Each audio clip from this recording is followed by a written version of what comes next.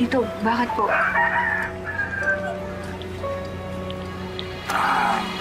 May itatanong lang ako.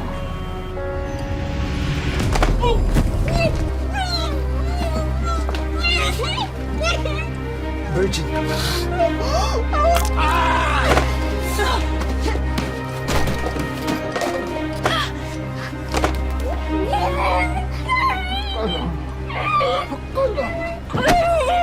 Huwag ka nang maingay. Pag mag-iingay ka, mapipilitan akong saktan ka.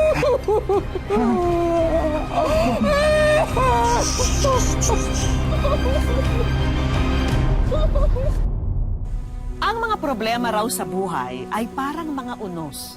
Dumarating ng biglaan, walang pinipiling biktima at hindi mapipigilan. Gaya ng dalagang si Rhea, na sa murang edad pa lang ay mapapait na karanasan na ang humahampas sa kanya. Pero ang bawat yugtong ito ng kanyang buhay ang sumubok sa kanyang tibay at paniniwala. Magandang araw po mga kapuso. Ako po si Vicky Morales at ito ang Wish Ko Lang. Andy, tumawag na ba ang nanay mo sa inyo? May balita na ba kung kailan magpapadala ulit? Wala pa po, Tay. Basta yung huling message niya, problema doon sa employer niya sa Hong Kong. Kaya magtipid-tipid muna kayong magkapatid. Mahina ang pasada ko ngayon.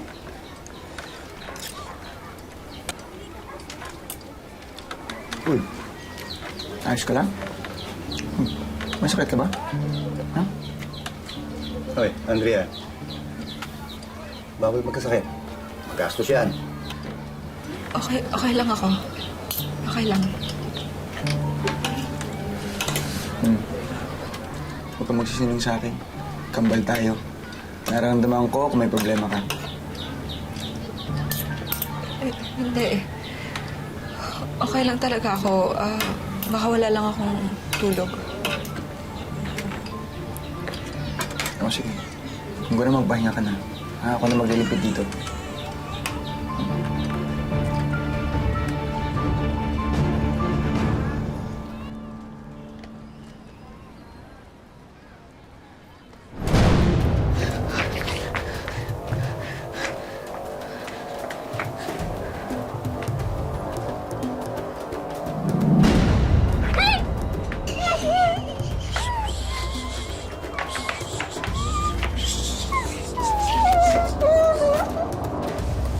Tay, Andrew.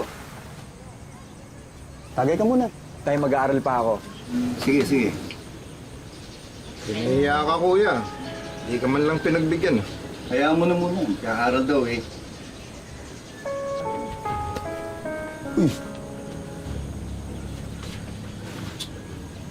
Uy, anong problema?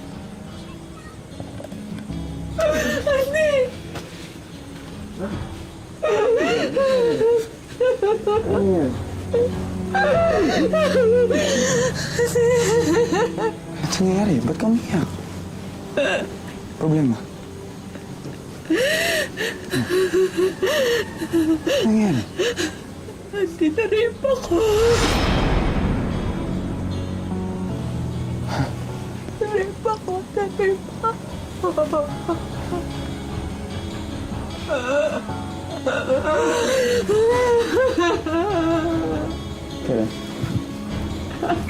Sino? Andi! Ha? Anong ginawa mo sa kapatid ko? Andi, ano to? Maalas ka na! Anong ginawa? Kuya, wala akong ginagawa, ha? Hindi ko alam ang binibintang nito. Tumigil ka, Andy. Tumigil ka. Tumigil kayo magkapatid. Mas nakakahiya yan kapag may nakarinig. Nakakahiya? Paano yung kapatid ko? Ha? Paano yung kapatid ko? Wala ako alam sa mga pinagsasabi niya, kuya. Napakasinungaling niya. Anong gusto mo? Ipakulong ko ang tito mo? Malaking kahihiyan sa pamilya natin yan. Anong klaseng ama ka? Na hinahayaan mo lang mangyari ito sa sarili mong anak.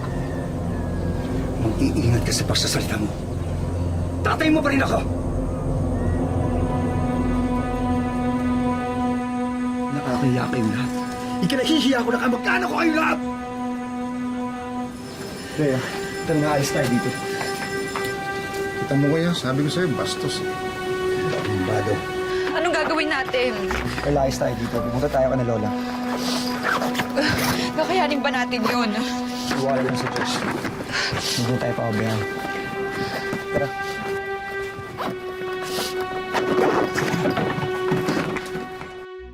Matapos pagsamantalahan ng sariling tiyuhin, si Rhea pa ang sinisi ng sarili niyang angkan. Kasama ang kanyang kakambal na si Andy, lumayas sila upang makitira sa kanilang lola. Pero kahit sa bagong tirahan, hindi sila nilubayan ng problema. Parang hindi ako makapaniwala na magagawa ng tito mo yun sa'yo. Pero Lola, totoo po ang sinasabi ko. Ano naman pong dahilan kung magsisinungaling ako? Baka naman ikaw nagpapakita ng motibo. Ang ibig ko sabihin, sandali lang.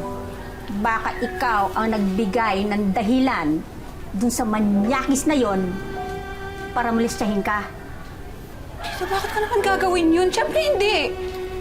Tita, si Rhea yung biktima dito. Siya yung naargabyado. May prueba ba kayo? Masasabi niyo ba sa korte yan? Eh, tama naman yung tatay ninyo eh. Sino ba mapapahiya dito?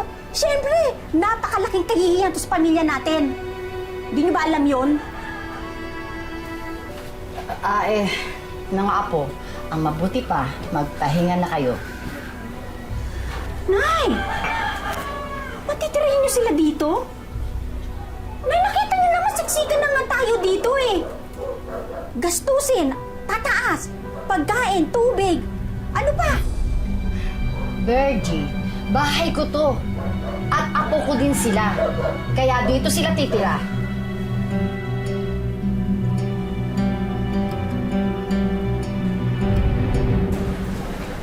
Kawawa ka naman, Bes. Paano na kayo nakambal mo ngayon? Kinalala kami nakatira. Hindi ko na nga alam kung anong gagawin ko eh. Ako pa yung sinasabi nilang may kasalanan daw sa nangyari. Alam mo, akala ko wala na ikakapangit yung pangit na nasa campus. But, I was wrong. Kasi mas mapangit siyang umiyak. Diba? Grabe! Sandali lang, Bes. Isasampanin lang ako. Nang umagising sa ilusyon ng maganda siya. Wag na, Bes. Ayoko na madami ka pa sa gulo ko. Nadamay na dito si Andy at namumroblema siya ngayon. Eh kasi mahal ka namin, Bes. At hindi kami papayag na may mang-aapi sa'yo. Salamat, Bes.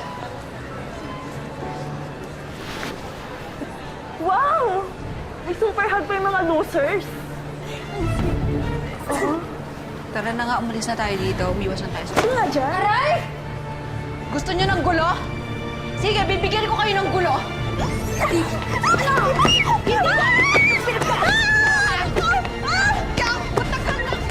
Tagay ko na to! Ano ko nga? Tagay! Oh. Sige, ako pupunta. Mukhang mabigat ang problema mo ah. Dika, tagay ka muna. Baso!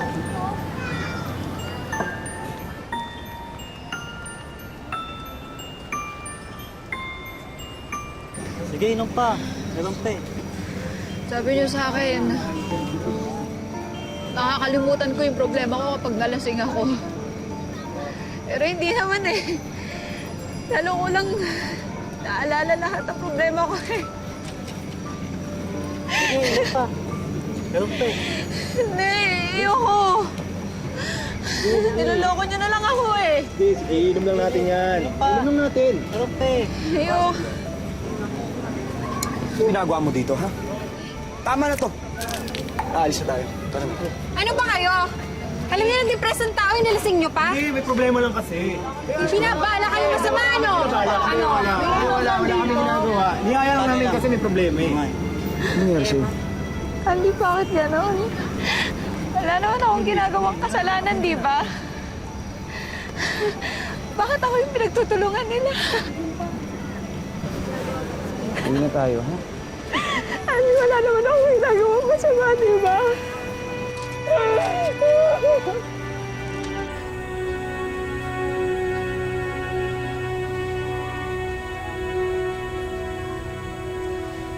Oh, Bes. Okay ka lang? Anong nangyari? Hay nako. Naglasing ka lang naman. Buti na lang nakita agad ka namin ni Andy. Basta, saglit lang. Tawagin ko lang siya sa labas, ha? Sabihin ko nagising ka na. Tapos lang ako.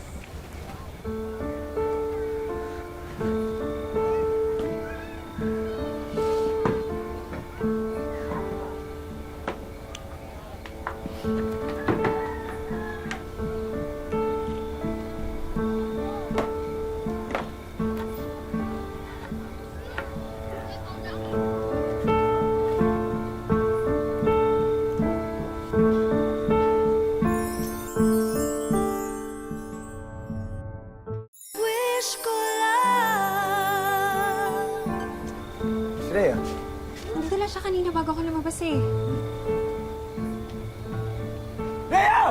Bes! Rhea! Anong ginagawa mo? Anong ginagawa mo? Tagilin mo yung telescope mo! Tagilin mo yung telescope mo! Gusto ko na mamatay. Gusto ko na mamatay.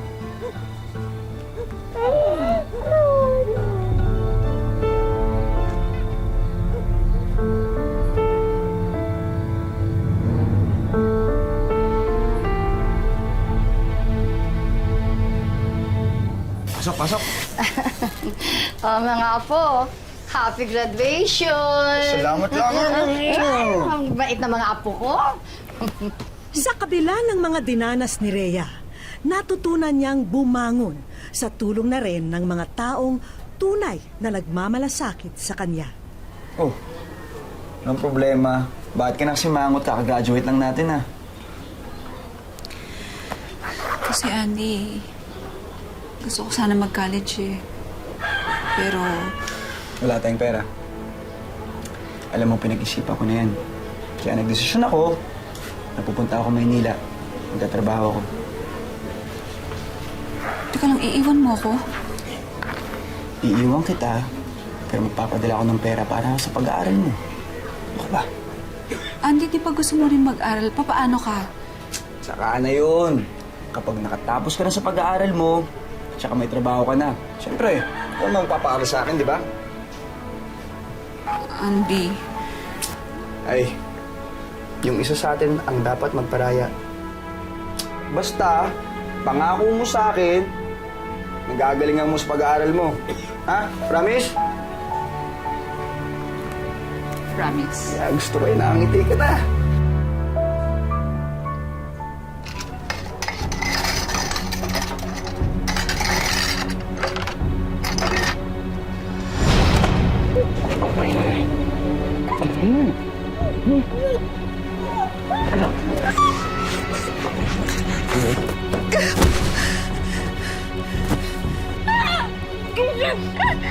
Nay, di ba? Sunod ka maingay.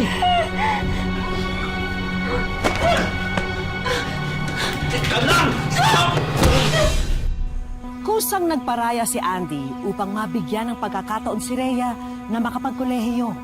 At dahil abala na siya sa trabaho, madalas ay wala siya para ipagtanggol ang kakambal kung malalagay ito sa panganib.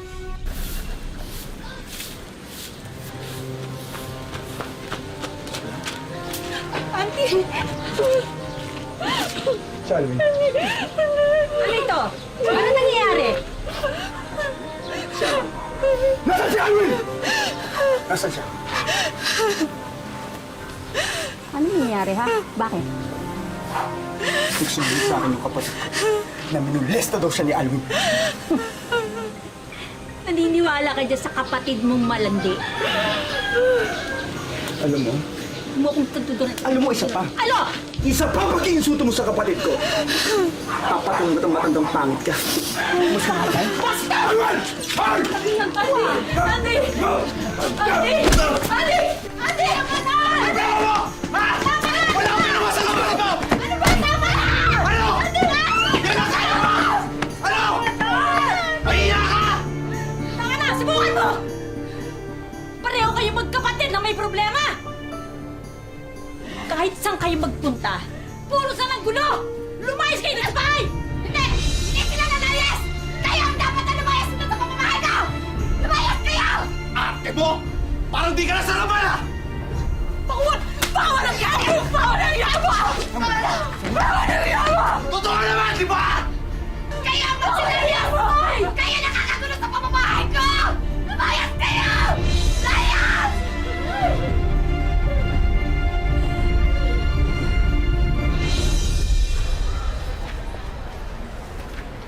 Camille? I missed you! Kumusta ka na? Eto, nag-aaral na ulit. Nagparaya kasi si Andy para makapasok ako. Siya muna yung nagtatrabaho. Bay talaga ng kambal mo, no? Pero ang tanong ko, kamusta ka na ba? Wala ka na bang problema?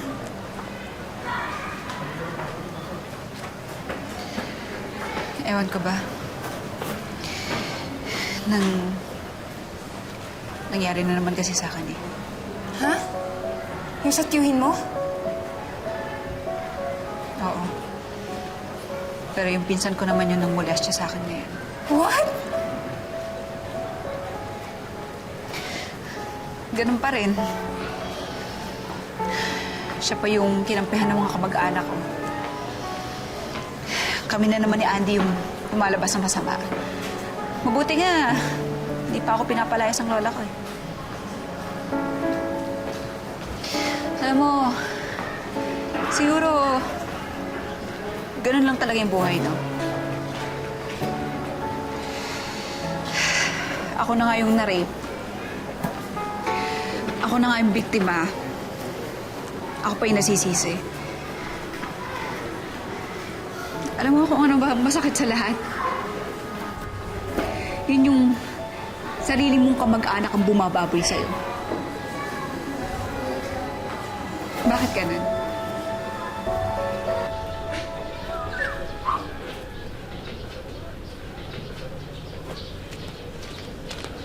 Hoy, babae malandi. Ibalik mo sa akin yung ninakaw mong alas at pera. Teka lang, tita. Anong alasan ng pera? Mamang maangan pa. Eh, ikaw lang naman ang pwede pumasok sa kwarto ko eh, di ba? Wala po sa akin. Maniwala kayo sa akin, hindi po ako magnanakaw. Hindi ko magagawa yon. Hindi mo magagawa. Ano pa ba hindi mo kayang gawin? Eh, kung sino-sino nga pinapatulang mong lalaki. Ano ka ba? Ito muna, sandali. Ilan lalaki ba ang nakagamit sa'yo? Patapa ka lang sa koleyo eh. Kala mo galing-galing mo. Malandi ka na. Mayabang ka pa. Ano? Lalabang ka? Ano? Ano?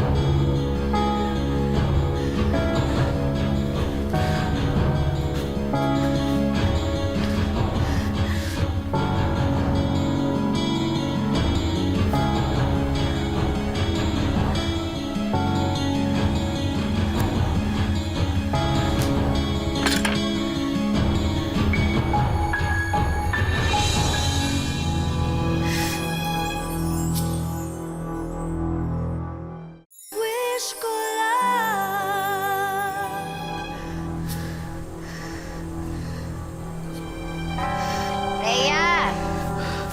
Rhea, andyan ka ba? Asan ka ba, Rhea? Bakit po? Galing kasi ako dun sa tita Cheche mo, dun sa bayan.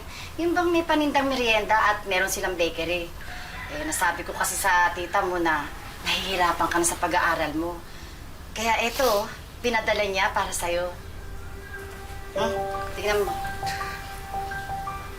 Puto, kakanin po. Oo. At saka alam mo ba kung anong sabi niya? At kung gusto mo daw magtinda ng mga paninda niya doon sa eskwelahan ninyo, eh hindi ka na mamumuhunan. Pero alam mo yung tubo, sa iyo na.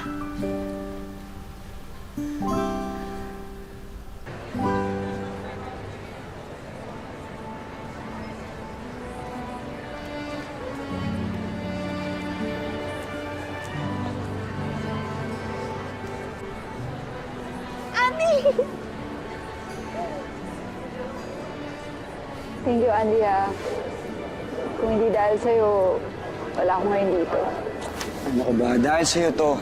Hindi dahil sa akin. Dahil laging matibay ka, hindi ka sumuko, at niniwala ka sa Diyos. Congrats, Kambal. Love you, Kambal. Love you too! Oh, papicture tayo! O, tara, papicture tayo. Ay, Jake! Pwede bang papicture naman kami, oh? Para may isuyo lang, ha? Pasok mo lang busy sa ka akin. ata, eh. Sige ha. Ayan. Oo. 1, 2, 3. 8 taon na ang nakararaan, pero nananatiling mantsa sa kanyang pagkatao ang dinanas niya sa kamay ng kanyang pinsan at tiyo. 13 po ako nung first year high school. Akala ko po kasi para po siyang impyerno po. Kasi sobrang hirap po eh.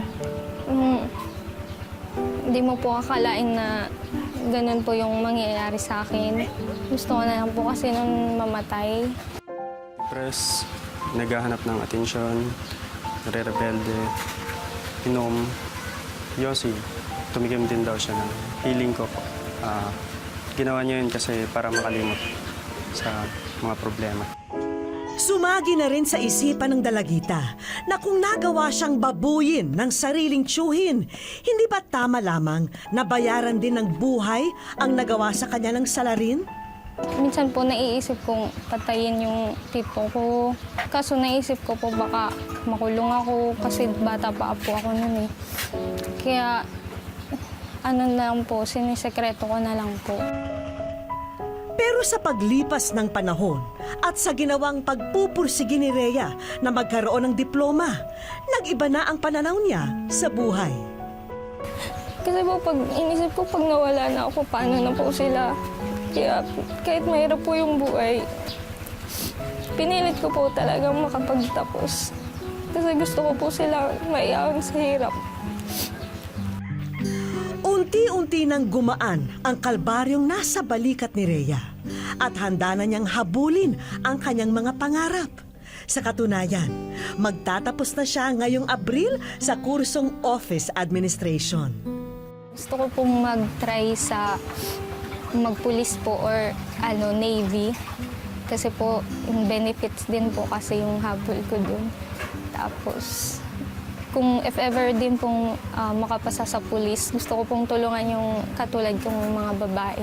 Sobrang laki ng pagbabago ngayon na tumutulong na siya sa amin, pamilya. Halos lahat ng tulong galing na sa kanya. Napatunayan ni Rhea na kung may matibay tayong makakapitan tulad ng pagmamahal sa sarili at pagmamahal sa pamilya, abot tanaw na ang ating mga pangarap.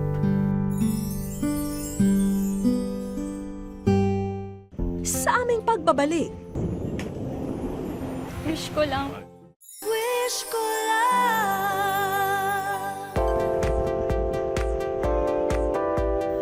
matindi na ang sikat ng araw, malakas na rin ang ihip ng hangin. Sabay-sabay nating salubungin ang masaya at makulay na summer sa Pilipinas.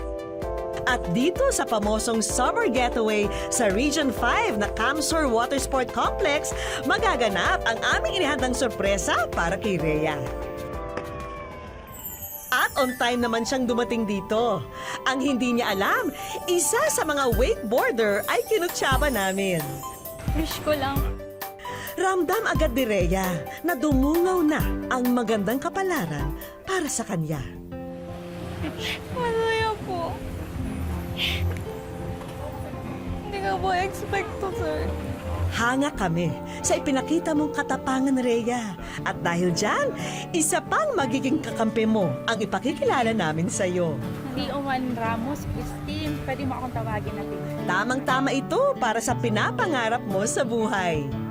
Nandito ako para magbigay ng tulong, mag-abot ng tulong sa'yo kung paano ka makapasa, kung paano ka makapasok sa pulis. Ano po, ito yung reviewer para sa'yo at ito yung mga documentary requirements para kapag ready ka na, anytime pwede kang pumasok ng TNU.